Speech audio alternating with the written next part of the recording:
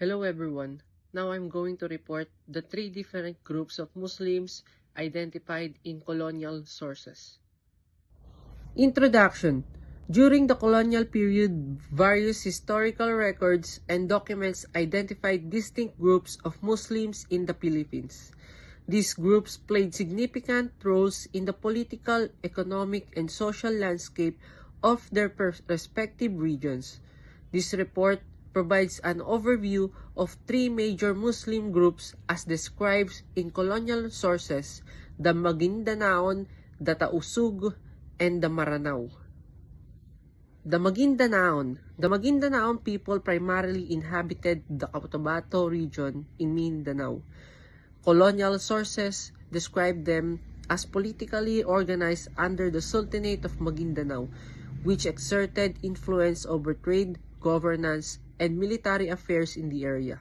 The Maguindanaon engaged the agricultural, fishing, and commerce, interacting with other indigenous groups and foreign traders, including the Spanish, Dutch, and British. Their sultanate was known for its diplomatic engagements and resistance against Spanish colonial rule. The Tausug people were identified in colonial records as the dominant group in the Sulu archipelago, particularly in Jolo. They were the ruling ethnic group of the Sultanate of Sulu, which maintained strong economic and political ties with neighboring Islamic states and traders from the Middle East and the Southeast Asia.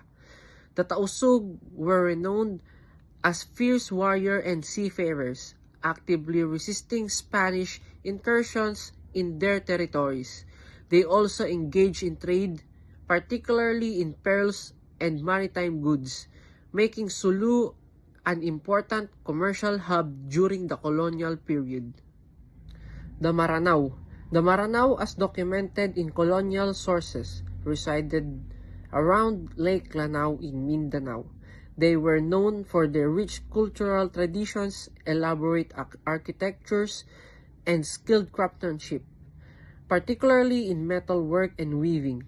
The Maranao society was structured around clans and local chieftains, with the decentralized political system that made Spanish conquest difficult. They fiercely defended their autonomy against colonial forces, utilizing their knowledge of the terrain to resist Spanish military campaigns. The Maranao also played a vital role in maintaining Islamic traditions in the region. Conclusion. Colonial records classified the Maguindanaon, Tausug, and Maranao as distinct Muslim groups with unique political, economic, and cultural identities. Each group had established governance system, economic activities, and resistance strategies against colonial rule. Their legacies continue to shape the cultural and historical landscape of the Philippines today.